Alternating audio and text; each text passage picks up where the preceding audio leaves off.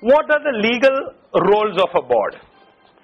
First of all, the funds, properties, assets of the organization legally vest in the board. That means it actually belongs to the board, but not for their benefit, for the benefit of the beneficiary. So the first part is the sway over funds, properties and assets is with the board, not with the CEO, not with the CEO, not with the CFO, with the board.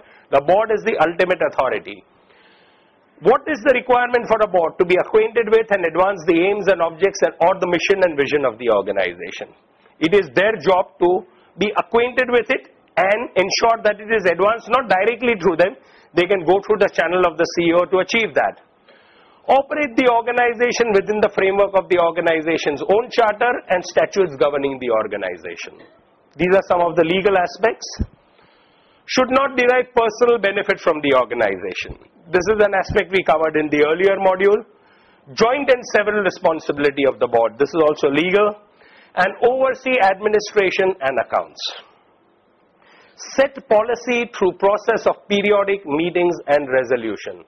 Policy of the organization is absolute key over here. So, this setting policy through the process of periodic meetings and resolutions. Now, this is the important part. Any policy, whether it's your HR policy, your fundraising policy, your finance policy, any good organization has written policies on everything. Even your fundraising policy, the good organizations that I know who do intense fundraising have fundraising policies in place. Such as, we take money from so and so, but we will never take money from, let's say, a distillery, or we won't take from a tobacco company. Now, under law, this is not an issue.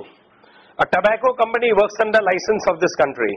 A distillery also works under legal license of this country. They are not doing illicit business. But whether it's in your policy to take, you cannot be working on women's empowerment and taking money from a distillery. You cannot be working on an anti-cancer program and taking money from a tobacco company. So there are policies around fundraising, there are policies around HR, human resource, policies around investments, everything on finance policy, and this is a board responsibility. The CEO may guide the board towards it, but ultimately to adopt that policy is a board role. So you need to have a policy through process of periodic meetings and through resolutions.